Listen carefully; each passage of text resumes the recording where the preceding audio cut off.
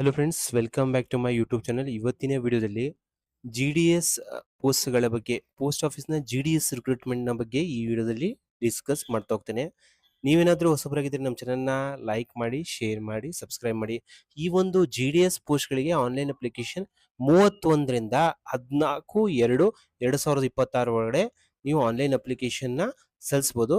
ಇಲ್ಲಿ start date ನಾನು ಹೇಳಿದಂಗೆ 2ರಿಂದ ಎಂಡ್ ಡೇಟ್ ಬಂದ್ಬಿಟ್ಟು ಇಲ್ಲಿ ಯೂಸರ್ ರಿಜಿಸ್ಟ್ರೇಷನ್ ಬಿಟ್ಟು 14, ಇಲ್ಲಿ ಅಪ್ಲಿಕೇಶನ್ ಎಂಡ್ ಡೇಟ್ ಬಂದು 16ರ ತನಕ ನೀವು ಏನಂತಂದ್ರೆ ಅಪ್ಲಿಕೇಶನ್ ಸಲ್ಲಿಸಬಹುದು. ಕರೆಕ್ಷನ್ ಬಂದ್ಬಿಟ್ಟು 18-19 ನೀವು ಕರೆಕ್ಷನ್ ಏನಾದರೂ ತಪ್ಪು ಹಾಕಿದಲ್ಲಿ ಇಲ್ಲಿ ಕರೆಕ್ಷನ್ ಮಾಡಬಹುದು.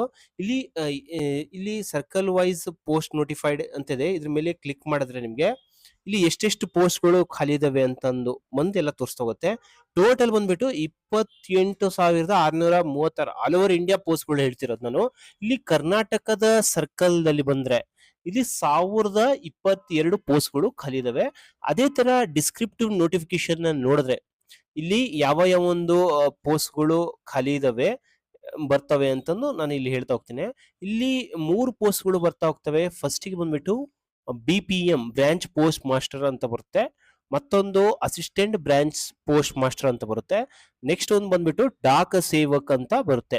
ಇಲ್ಲಿ BPM ಬಂದ್ರೆ 12,000ದಿಂದ 29,380 ತನಕ ನಿಮ್ಗೆ ಪೇ ನ ಮಾಡ್ತಾ ಹೋಗ್ತಾರೆ. ಅದೇ ತರ EBPM ಡಾಕ್ ಸೇವಕ್ ಬಂದ್ರೆ ಅದನ್ನು ಬಂದ್ಬಿಟ್ಟು 10,000ದಿಂದ ಸ್ಟಾರ್ಟಿಂಗ್ ಸೇರಿದಾಗ ನಿಮ್ಗೆ ಏನೋ 10,000 ಇರುತ್ತೆ, ಮತ್ತೆ ಜಾಸ್ತಿ ಆಗ್ತಾ 24,470 ತನಕ ಇಲ್ಲಿ ಕೊಡ್ತಾ ಹೋಗ್ತಾರೆ. ಏಜ್ ಲಿಮಿಟ್ ನ ಬಂದ್ರೆ 18ರಿಂದ 40 ವರ್ಷ ತನಕ ಅಪ್ಲೈ ಮಾಡಬಹುದು. SC ST ನವರಿಗೆ 5 ವರ್ಷ ಏಜ್ ರಿಲ್ಯಾಕ್ಸೇಷನ್, OBC ನವರಿಗೆ 3 ವರ್ಷ ಏಜ್ ರಿಲ್ಯಾಕ್ಸೇಷನ್ ಇರ್ತಾ ಹೋಗುತ್ತೆ. ಇಲ್ಲಿ ಎಜುಕೇಶನ್ ಕ್ವಾಲಿಫಿಕೇಶನ್ ಬಂದ್ರೆ 10th ಪಾಸ್ ಆದವರು, 10th ಕಂಪ್ಲೀಟ್ ಮಾಡಿರೋರು ಅಪ್ಲೈ ಮಾಡಬಹುದು. ಈಗ ಇಲ್ಲಿ ಬಂದ್ರೆ ಇಲ್ಲಿ ನಾವು ಹೇಗೆ ಅಪ್ಲೈ ಮಾಡೋದು ಅಂತ ಹೇಳ್ತಾ ಹೋಗ್ತೇನೆ. ಇಲ್ಲಿ click here to register apply ಅಂತ ಇದೆ. ಇದ್ರ ಮೇಲೆ ಕ್ಲಿಕ್ ಮಾಡಿದ್ರೆ ಇಲ್ಲಿ ನ್ಯೂ ಕ್ಯಾಂಡಿಡೇಟ್ ರಿಜಿಸ್ಟ್ರೇಷನ್ ಅಂತ ಬರ್ತಾ ಹೋಗುತ್ತೆ. ಇಲ್ಲಿ ಏನಿಲ್ಲ, ನಿಮ್ಮ ಮೊಬೈಲ್ ನಂಬರ್ ಹಾಕ್ಬೇಕು.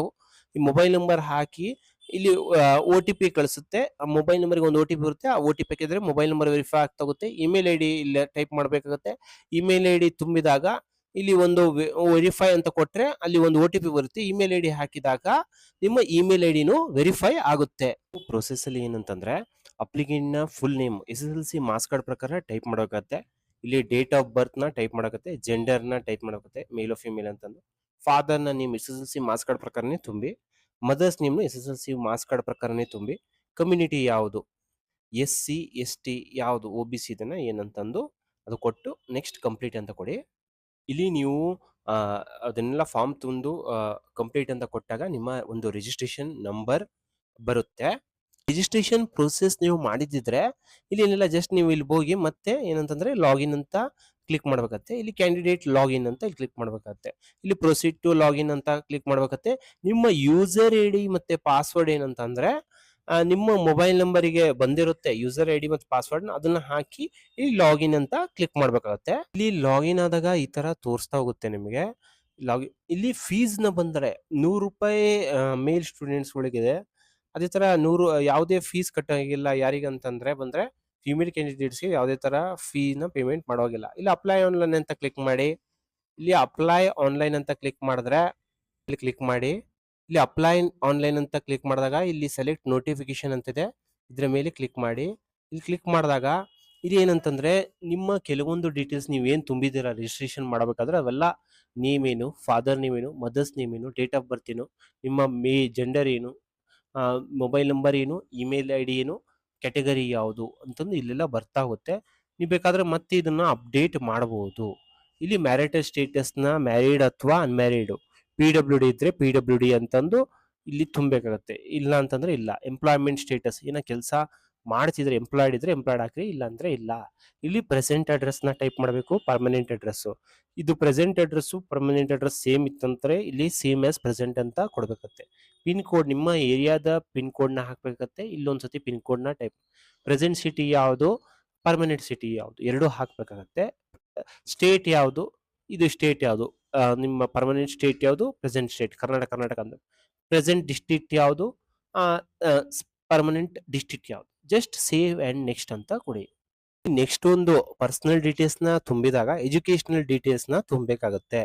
ಇಲ್ಲಿ ಯಾವೊಂದು ಇದು SSLC ನ ಯಾವೊಂದು ಸರ್ಕಲ್ ಅಲ್ಲಿ ಓದಿದೀರಾ ಅಂತಂದು, ಇಲ್ಲಿ ನೀವು ಯಾವೊಂದು ಸ್ಟೇಟ್ ಅಲ್ಲಿ ಓದಿದೀರಾ ಅಂತ ಇಲ್ಲಿ ಬರಿಬೇಕಾಗತ್ತೆ. ಇಲ್ಲಿ ನೀವು ಯಾವೊಂದು ಸರ್ಕಲ್ ಅಂತ ತಿಳ್ಕೊಳ್ಳಿ. ಇಲ್ಲಿ ಕರ್ನಾಟಕದಲ್ಲಿ ಓದಿದ್ರೆ ಕರ್ನಾಟಕ ಅಂತಂದು ಇಲ್ಲಿ ಸೆಲೆಕ್ಟ್ ಮಾಡ್ಬೇಕಾಗತ್ತೆ. ಯಾವೊಂದು ಏರಿಯಾದಲ್ಲಿ SSLC ನ ಪಾಸ್ ಮಾಡಿದೀರಾ, ಇಲ್ಲಿ SSLC ನ ನಂಬರ್ ಯಾವೊಂದು ವರ್ಷದಲ್ಲಿ ಪಾಸ್ ಆಗಿದ್ದೀರಾ ಅದನ್ನ ಬರೀ. ಬೋರ್ಡ್ ಯಾವುದು, SSLC ನ ಯಾವೊಂದು ಬೋರ್ಡ್ ಅಲ್ಲಿ ಪಾಸ್ ಮಾಡಿದೀರಾ ಅದನ್ನ ನೀವು ಇಲ್ಲಿ ಬರಿಬೇಕಾಗತ್ತೆ.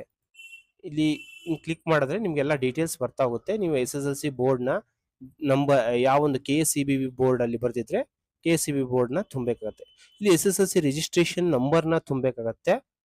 ನೀವು ಇಲ್ಲಿ ಯಾವೊಂದು SSLC ರಿಜಿಸ್ಟ್ರೇಷನ್ ನಂಬರ್ ಇರುತ್ತಲ್ಲ ಅದನ್ನ ಇಲ್ಲಿ ಹಾಕ್ಬೇಕತ್ತೆ. ಜಸ್ಟ್ ಏನಂತಂದ್ರೆ ಸೇವ್ ಅಂಡ್ ನೆಕ್ಸ್ಟ್ ಇಲ್ಲಿ ಕೊಡಿದಾರೆ ನೋಡ್ರಿ, any of the number SSLC memo number, certificate number, roll number ಅಥವಾ ರಿಜಿಸ್ಟ್ರೇಷನ್ ನಂಬರ್ ಅಥವಾ ಹಾಲ್ ಟಿಕೆಟ್ ನಂಬರ್ ಯಾವ್ದಾದ್ರು ಹಾಕಿ ಜಸ್ಟ್ ಏನಂತಂದ್ರೆ ಸೇವ್ ಅಂಡ್ ನೆಕ್ಸ್ಟ್ ಕೊಡ್ಬೇಕಾಗತ್ತೆ. ಇಲ್ಲಿ ಎಜುಕೇಶನ್ ಕ್ವಾಲಿಫಿಕೇಶನ್ ಎಲ್ಲ ತುಂಬಿದಾಗ ನೆಕ್ಸ್ಟ್ ಒಂದು ಫೀಲ್ಡ್ ಅಲ್ಲಿ ಏನಂತಂದ್ರೆ ಪೋಸ್ಟ್ ಪ್ರಿಫರೆನ್ಸ್ ನ ಸೆಲೆಕ್ಟ್ ಮಾಡ್ಬೇಕಾಗತ್ತೆ. ಯಾವೊಂದು ಸರ್ಕಲ್ ಗಳಿಗೆ ಅಪ್ಲೈ ಮಾಡ್ತಿದ್ದೀರಾ, ಫಸ್ಟ್ ನೀವು ಕರ್ನಾಟಕ ಸರ್ಕಲ್ ಗೆ ಅಪ್ಲೈ ಮಾಡ್ತಿದ್ದೀರಾ, ಯಾವೊಂದು ಡಿವಿಷನ್ ಗೆ ಅಪ್ಲೈ ಮಾಡ್ತಿದ್ದೀರಾ, ನಿಮ್ಮ ಡಿವಿಷನ್ ಯಾವ್ದು, ನಿಮ್ಮ ಯಾವ ಒಂದು ಜಿಲ್ಲೆ ಬರುತ್ತೆ ನೋಡಿ. ಇಲ್ಲಿ ಸಪೋಸ್ ನಾನು ಇಲ್ಲಿ ದಾವಣಗೆರೆ ಅಂತ ಸೆಲೆಕ್ಟ್ ಮಾಡಿದ್ರೆ ಇಲ್ಲಿ ಡೌನ್ಲೋಡ್ ಪೋಸ್ಟ್ ಅಂತ ಇದೆ ನೋಡ್ರಿ. ಇಲ್ಲಿ ಯಾವೊಂದು ಫಸ್ಟ್ ಪ್ರಿಫರೆನ್ಸ್ ಕೊಡ್ತಾ ಹೋಗ್ತೀರಾ, ಎಲ್ಲೆಲ್ಲಿ ಒಂದು ಖಾಲಿ ಇದೆ ಅಂತ ಇದೆ. ಇಲ್ಲಿ ನೀವು ಏನಿಲ್ಲ, ಜಸ್ಟ್ ನೀವು ಫಸ್ಟ್ ಯಾವುದು, ಫಸ್ಟ್ ಒಂದು ಯಾವುದು, ಸೆಕೆಂಡ್ ಯಾವುದು, ಹಿಂಗೆ ಪೋಸ್ಟ್ ನ ಸೆಲೆಕ್ಟ್ ಮಾಡ್ಕೊಂತ ಬರ್ಬೇಕಾಗುತ್ತೆ. ಥರ್ಡ್ ಯಾವುದು, ಫೋರ್ತ್ ಯಾವುದು, ಫಿಫ್ತ್ ಯಾವುದು, ಹಿಂಗೆ ಯಾವುದು ನಿಮ್ಗೆ ಹತ್ರ ಆಗುತ್ತೆ ಅದನ್ನ ಇಲ್ಲೆಲ್ಲ ಸೆಲೆಕ್ಟ್ ಮಾಡ್ಬೇಕಾಗತ್ತೆ. ಎಲ್ಲ ಒಟ್ಟು ನಿಮ್ಗೆ ಎಷ್ಟಿದೆ ಇಲ್ಲಿ ಟೋಟಲ್ 11 ಪೋಸ್ಟ್ಗಳು 11 ಪೋಸ್ಟ್ಗಳು ದಾವಣಗೆರೆ ಜಿಲ್ಲೆಯಲ್ಲಿ ಖಾಲಿ ಇದೆ ಅಂತ ತೋರಿಸಿದೆ. ನೀವು ಯಾವ್ದೊಂದು ಇದು ಮಾಡ್ತೀರಾ ಅಂತಂದು ಆ ಡಿವಿಷನ್ ನ ಸೆಲೆಕ್ಟ್ ಮಾಡಿ ಜಸ್ಟ್ ಏನಂತಂದ್ರೆ ಸೇವ್ ಅಂಡ್ ನೆಕ್ಸ್ಟ್ ಕೊಡ್ಬೇಕಾಗತ್ತೆ. ಏನಂತಂದ್ರೆ ನಿಮ್ಮ ಫೋಟೋನ ಅಪ್ಲೋಡ್ ಮಾಡಬೇಕಾಗತ್ತೆ. ಇಲ್ಲಿ ಫೋಟೋ ಅಪ್ಲೋಡ್ ಮಾಡೋದಕ್ಕೂ ಏನಂತಂದ್ರೆ ಯಾವ ರೀತಿ ಫೋಟೋನ ಅಪ್ಲೋಡ್ ಮಾಡೋದು, 30 KB to 100 KB ಒಳಗಡೆ ಇರ್ಬೇಕಾಗತ್ತೆ. ಇಮೇಜ್ ನ ಬಂದ್ಬಿಟ್ಟು 320 to 400 ಒಳಗಡೆ ಇರ್ಬೇಕಾಗತ್ತೆ. ವಿಡ್ತ್ 4:5 ಇರ್ಬೇಕತ್ತೆ. DPI 72 to 150 ಇರ್ಬೇಕತ್ತೆ. Plain white colour background ಇರ್ತಕ್ಕಂಥ photo, light colour background ಇರ್ತಕ್ಕಂಥ ಫೋಟೋನ ಅಪ್ಲೋಡ್ ಮಾಡಬೇಕಾಗತ್ತೆ. 70 ರಿಂದ 80% ನಿಮ್ಮ ಮುಖ ಕಾಣಬೇಕಾಗತ್ತೆ. ಇಲ್ಲಿ ಯಾವ ರೀತಿ ಟೂಲ್ ಎಡಿಟ್ ಮಾಡಬೇಕು ಅಂತಂದು ಸ್ಕ್ಯಾನ್ಡ್ ಫೋಟೋಸ್ನ ಅಪ್ಲೋಡ್ ಮಾಡೋ ಹಾಗಿಲ್ಲ, ಫೋಟೋ ಕ್ಲಿಯರ್ ಆಗಿ ಕಾಣಂಗಿರ್ಬೇಕು ಅಂತ ಹೇಳಿದ್ದಾರೆ. ಇದೇ ತರ ಸಿಗ್ನೇಚರ್ ನ ಬಂದ್ಬಿಟ್ಟು ಯಾವ ರೀತಿ JPG format 20 KB to 100 KB, 300 to 120, 5:2, 70 to 150 plain white clear signature ಇರ್ಬೇಕತ್ತೆ. ಇಲ್ಲಿ ಕ್ರಾಪ್ ಮಾಡಬೇಕು ಯಾವ ಒಂದು ರೇಷಿಯಲ್ ಅಂತ ಇದೆ. ಇಲ್ಲಿ ಟೈಪ್ಡ್ ಮತ್ತೆ ಟೆಕ್ಸ್ಟ್, ಡಿಜಿಟಲ್ ಟೆಕ್ಸ್ಟ್ ನ ಅಪ್ಲೋಡ್ ಮಾಡೋಂಗಿಲ್ಲ. ಸಿಗ್ನೇಚರ್ ಕರೆಕ್ಟ್ ಆಗಿ ಕ್ಲಿಯರ್ ಆಗಿ ಕಾಣ್ತಿರ್ಬೇಕು ಅಂತ ಹೇಳಿದ್ದಾರೆ.